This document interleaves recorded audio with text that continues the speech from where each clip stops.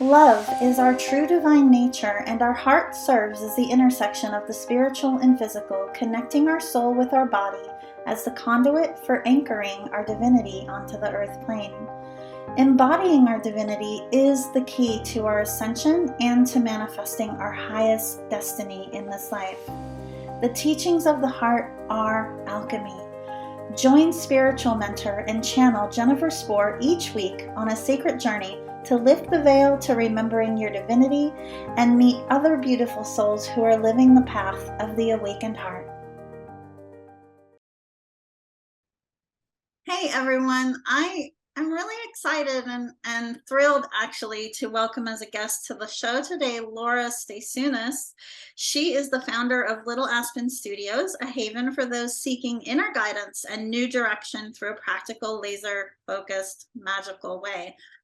Welcome to the show, Laura, and I just have to share with everybody that I am actually already connected with you. We've been connected for, gosh, I think it's been a couple years now. I was going to say a couple of years. Yeah.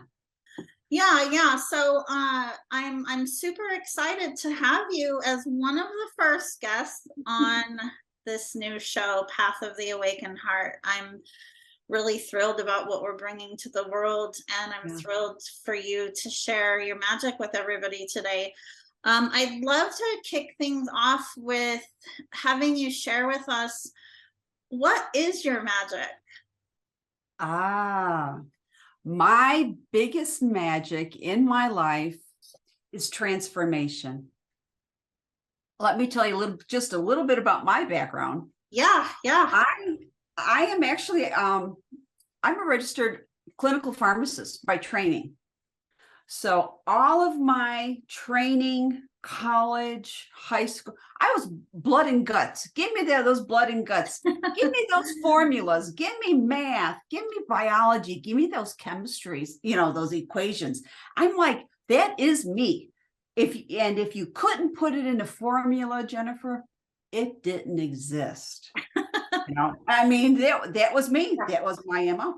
And then I remember when I was very little, like 3-4 years old, my mom talking with my aunts about my grandmother who used to do card readings. They came over from Eastern Europe and they just used a regular deck of cards, which we would call oracle cards now, tarot cards, but they would just use, they have like the major arcana, everything's in just regular playing cards. And all of her women friends on the block would come and they would do readings, which is almost like the very first women's circle, and so they would have coffee and then they would do readings for each other. But as soon as I walked in the room, no, we can't talk about that, and that always stuck with me. That was always in the back of my mind, like, what is this? What are they doing? It was just something so foreign, but yet it just kept on drawing me. And then they would talk about their dreams and they would do dream analysis work. And here I am, 5-6 years old, and they're talking about dreams and what they mean and everything. And then I got into all of my heavy sciences. Well, after I graduated, like pharmacy school, I was always kind of still had this in the back of my mind. And I saw a class that was taught actually by nuns, by sisters, on how to do a dream analysis. And I thought, hey, this is pretty safe. It's done by, like Catholic nuns. It's got to be safe. So my mom and I go, and we did this whole dream analysis method that I actually still use today. And she said, well, if you really like this, Sister Jean is teaching a class on how to read auras. And I'm thinking to myself, well, the only auras I really know is if people are going to get a migraine. I'm coming from that traditional healthcare. And she spoke in energy in terms that I understood. And she linked the energetic vibration to the spiritual. And then I took off.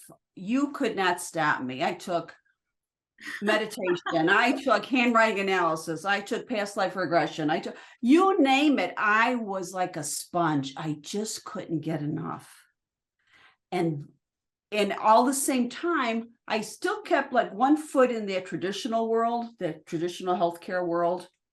And then I started getting into the energetic world, the energy medicine, the vibration, everything, color vibration, the whole, I was dove deep into the Akashic records and where that took me. I worked with Dr. Brian Weiss with past life regression. I did huge shamanic work, worked with elders in Ecuador and Peru.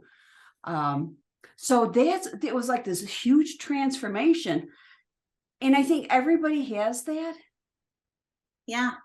And a lot of times they sit back and they say, and they look at people and they say, I want that, but they don't know how to get that, or they don't know how to go there for that. So sometimes it's a little fear, even though their intuition is saying, hey, I'm over here. Come on. They still have that, sometimes, like self-confidence too. It's like, oh, it's not, it's everybody but me. Like, no, it's for everybody. Yeah, it's so much of that, as I'm listening to you share that, so much of, that fear that you talk about and that lack of confidence or that trepidation around, moving forward to explore new horizons. So much of that comes from societal and transgenerational programming.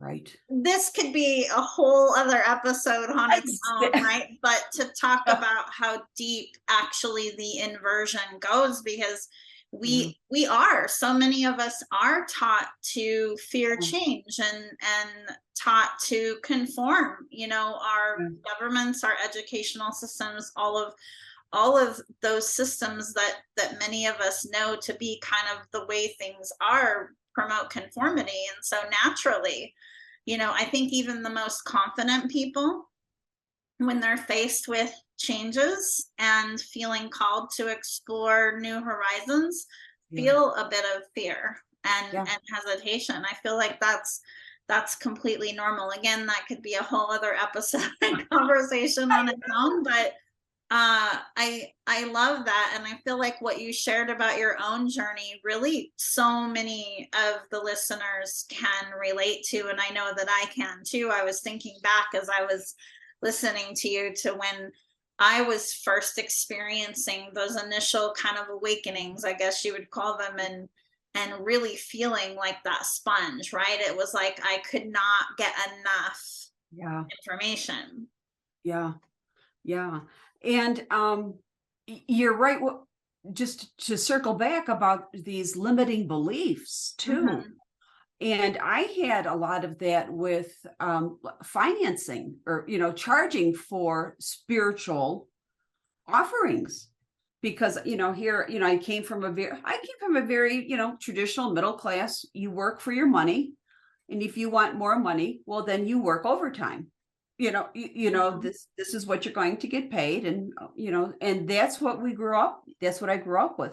And traditional healthcare, it's the same way.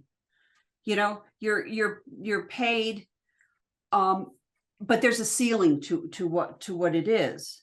And your value, no matter how many years of experience people can bring, there is still that ceiling. And then if you go on the spiritual side, it's like, oh, well, and both were helping careers. I wanted to help people in healthcare. And it's the same way now, what I do now, I want to help people. So, charging, was like, oh, you're not supposed to charge because you're spiritual, a lot of that programming came up that I had to overcome too. Yeah. And there's so much of that. There really is. Also comes from a program that so many of us are conditioned to believe around that people who are spiritual or people who are servants, servants of humanity, so to speak, like, are putting everyone and everything before themselves, and therefore they don't deserve and aren't worthy of, right, of also being abundant, when that's another inversion. Yeah. That's exactly the opposite of what our divine nature is, which is for us to have a full cup, to feel prosperous, to feel abundant, and then leading by example in that, right, to support others in reaching a similar vibration. I love that you bring that up. I mean, so many big, relatable, important points already in our conversation, and we've only been talking for a few minutes. I love it so much. I know. I would love to talk about creativity with you, because I know this is something that is part of your magic and how you work with people. And so many of us are feeling called to lean in deeper, to show up more fully in terms of who we truly are, and what we're actually here to do at this time on the planet. And part of that process of expanding into that next level of ourselves, often we can feel creatively stifled because of those conformist kind of beliefs that we're taught, right, around that you can only make money a certain way, or only do a certain type of work, or only show up a certain way in the world. So feeling like you're in that creative flow is so important. Yeah, and it's the typical starving artist archetype. You can't make money you can't make money being an artist. Come on, look at all, everybody's waiting tables while their paintings are trying to be sold, that type of thing. But the creativity for me and on my I've always been creative. I always loved. I mean, I don't draw. I draw stick people, or I draw smiley faces and smiley faces with curly hair. So that's my drawing repertoire. But I'm very creative. I could pull things together. So on one hand, all of my gifts that I've been nurturing and bringing to the world, I'm able to pull those together. So if someone comes to me for a session, I just, spirit comes down and says, oh, let's do an essential oil blend for her, because that's going to be the best healing modality. Or let's dig deeper into a past life. Or let's do boom, boom, boom, boom, boom. Or I'll create one of the things I did. I created an oracle deck, a sacred attunement oracle deck with my own artwork and my own style. So my energy are in these cards.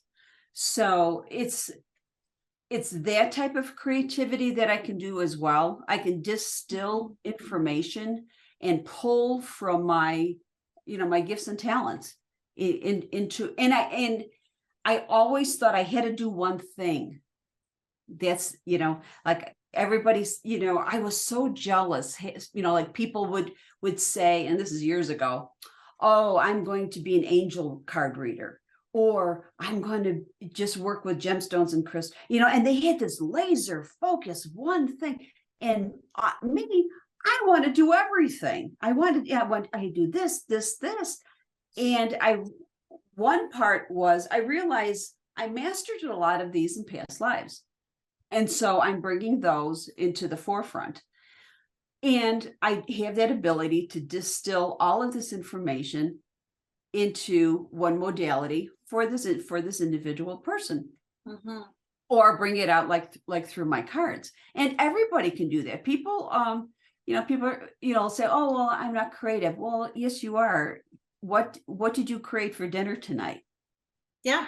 What did, if you're sitting with your, coloring with your little, 4-year-old, which colors did you choose? Because every color has a different vibration. You're just, you know, it's just not awakened yet in you. So, you know, everybody's creative. Do you, you know, and people say, well, I don't like journaling. Well, I'm not a huge journaler, but I'm a bullet pointer. I love to go in there and I could just do bullet point, bullet point, bullet point. That to me is my form of written expression. And you know, everybody does that. Yeah. Yeah. I mean, in listening to you, it feels like, you know, find what works for you. What would be some other, based off of your experience and work with clients, what would be some other ways that someone may want to express themselves creatively, if, like you said, if they're not a big journaler? Oh, there's, you know, there's tons of things. Go out in nature. You know, go ahead and build a morning altar. Go out and collect twigs, pine cones, leaves, and build a little, maybe a morning altar, a little, like a little baby mandala on your patio step or something. And of course the wind will carry it, you know, it'll blow away, but it'll carry it with these, you know, with the prayers that you put in there. That's being creative. You know, you, when you go on a morning walk, that's, you know, something everybody can do. Mm-hmm. I'm trying to think somewhat other, something, you know, pretty easy. They can, you know, people can just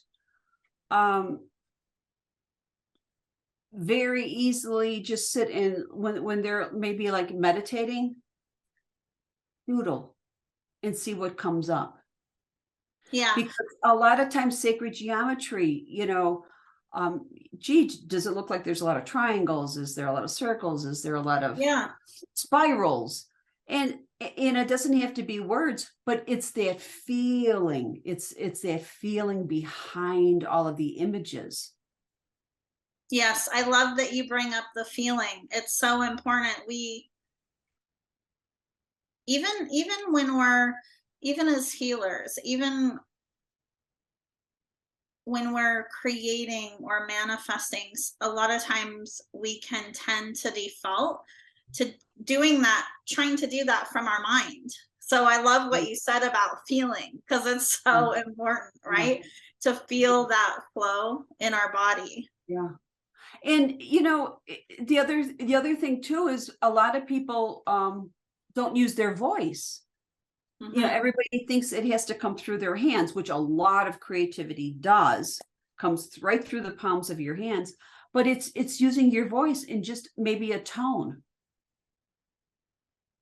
Yeah. You know, an expression of that type of a vibration, or saying a mantra. All great ideas. Yes. You know, just something very simple, something very easy. And before you know it, it just starts to kind of, I'll say kind of just embody. Your body just starts to say, oh, this is what she's talking about. I get it. Let's support her. Let's support her even more. And then the universe gives them a little bit more. So you might be doing a little mantra, just speaking it, and then you might come up with a song about it, or a little verse about it. And then you might start singing it to it. You never know what the stuff leads. And it's just kind of like, you just kind of follow the thread. You just keep on going, and you keep on going. So many great ideas. Thank you. Oh, yes. I'm feeling guided to ask, I know that you recently co-authored a book, Divine Love. I'd love for you to share with us, because I haven't read your story yet. I know that I'm sure there are so much of your story that others can relate to, and I'd love if you feel guided to do so, for you to share just a part of what you included in your story with us, something that Yeah. I'm sure other people could relate to and moving forward in their Yeah. ascension journey. Yeah, in the book, and here is something very creative. It was I do vision boards. I don't call them vision boards. I just call them like future self boards, because that's your my future self. Yeah. And one of them was to be a published author. And here we, Cool. yeah, and that was in January when I did for this year, and we just became #1 bestseller about a week and a half ago. So the universe, I had the backing, that creativity was just there. And when the doors open, the doors open. And what I wrote about it was actually my transformation, and how I went from this very traditional world into where I'm at now. I mean, if somebody told me that I'm going to be working with energy medicine and all of my shamanic work and my shamanic training and where that was going to lead, I would have said they're crazy. That's not me. I would have poo-pooed it. Yeah, so that's how my chapter goes. It goes through all of telling more stories about my transformation. And I wrote it because, first of all, when I can tell it verbally, but when it's written, I mean, written is the heaviest form of energy. Yeah. It really anchored it in for me. And I wanted other women or individuals just to say, that's a lot like me, coming from this traditional world into this beingness of who, this is because when I was doing my traditional work in healthcare, I was really in my zone of excellence. I was excellent in what I did. I mean, you can throw anything at me, and I was able to, boom, boom, boom, boom. But that was never my zone of genius. And so I think so many people are just kind of being satisfied, kind of like just being in that accepting, well, this is my lot in life. This is where I'm at, but never really flourishing to that zone of genius and saying, Yeah. oh man, I'm really taking off now. I'm really living in joy and gratitude with ease and flow. Well, flourishing into that zone of genius is actually our divine nature, right? Yes, exactly. Exactly. Yeah. It's our birthright, not Yeah. a nice to have. Yeah. Exactly. Yeah. What would you say, for, I'm thinking of how I want to put this into words. So we've touched briefly here and there throughout our conversation today on how the society that so many of us have been brought up in does promote conformity, does promote uh, making decisions from really just the mind's perspective. And in order to make this transformation, and I'm sure you can relate to this in your own transformation, right? There's an opening of the heart that has to happen. Like, we have to be willing to go to that space, right? To learn to trust in an unknown path. And so my question is, what would be, say, the most important piece of advice that you could give someone to experience a smoother journey in that direction? Oh. From my experience, I would say I would tell an individual to go ahead and trust yourself and don't diminish your own power. Yeah. And be open and again, trusting to receive. because we give. Well, and it's so hard for us to receive. And when we do, we have a tendency to push it away or negate that. Mm-hmm. What would be a couple of top of mind examples that you could provide around that would be common that a lot of people experience? Well, let's say the very first one I think everybody can relate to is compliments. Oh, yes. Yeah. Yeah. Oh, Jennifer, I love your sweater. Oh, thank you. Oh, it's nothing. Oh, I bought it at the resale shop. We negate that. I bought it on sale. Or I got it on sale. How often do we not say, oh, thank you? Yeah, thank you. Or we don't ask. We don't ask for what we want because we're afraid we're actually going to receive it. Start off with just asking something very simple and saying, when you go get a cup of coffee, and say, oh my God, I just love how you make your mocha lattes. Would you put some extra chocolate sprinkles on for me today? I love that. Yeah, it is a lot like working a muscle, right? Being open to receive. And it can be really fun too, to compliment people, to, and start with those little things, right? And they may say no, they may say yes, but your response is, thank you very much. Well, thank you. Yeah. And then they get to receive a compliment too. Yeah, for sure. And it lights up their day as well. Yeah. And you have to keep on telling yourself, it's safe to receive. Yes. Yeah. Something I'm feeling guided to add to that, what you're talking about is, some of the things we are talking about are simple concepts. Right. How they're simple concepts, and they're also game changers. Yeah. And so some people might be listening to this conversation saying, yeah, I know that already. Well, you might know it.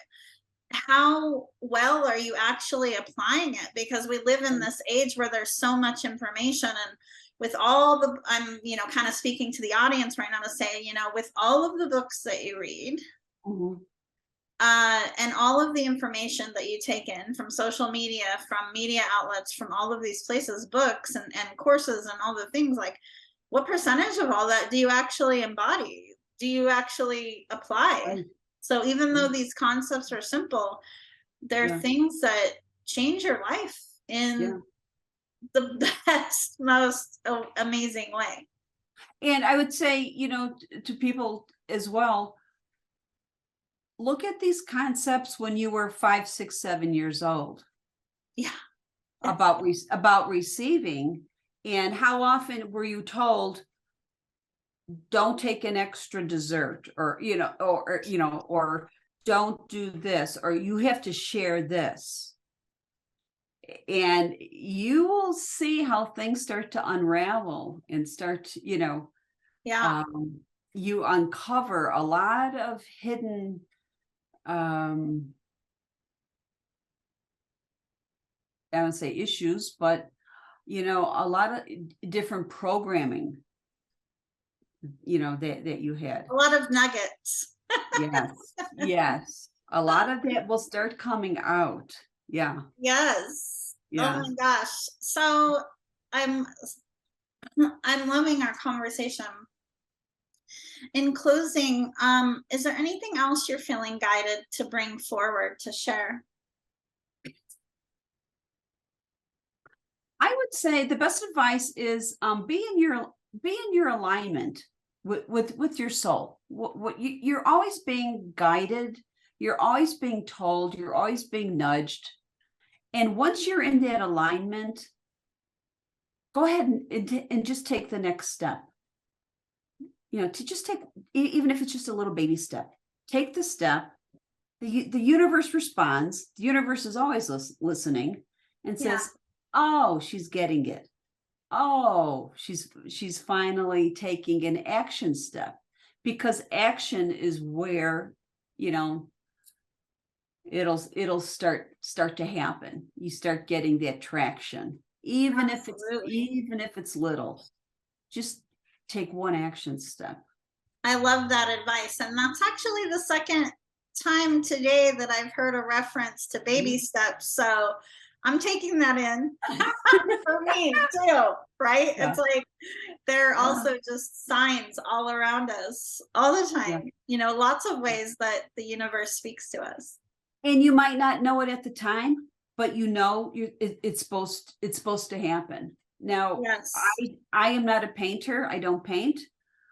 But getting back to the creativity, I knew I was supposed to take this one painting course. I don't paint. I don't have any of the supplies or anything. Course came up, so I took the course. Didn't do anything for a year. And then it said, Laura, you're supposed to do your oracle deck with all of these paintings and make more. I'm like, oh. Love that. I love how that unfolds, the synchronicity of that. Yeah. Laura, what a fantastic treat to connect with you again and to have this conversation with you. And I can't wait to share you with everyone. And for those who are interested in reading about your story, we'll be sure to include a link to purchase the book in the show notes, along with your bio and your other information. Oh, thank you so much, Jennifer. Yes, thank you. Such a joy to have you. So grateful. Okay. Talk to you again soon. Thank you. Thank you for listening to Path of the Awakened Heart. Be sure to subscribe to the podcast on Apple Podcasts or pathoftheawakenedheart.com so you never miss an episode. To learn more about living with an awakened heart and navigating your ascension journey, visit me at jenniferspore.com.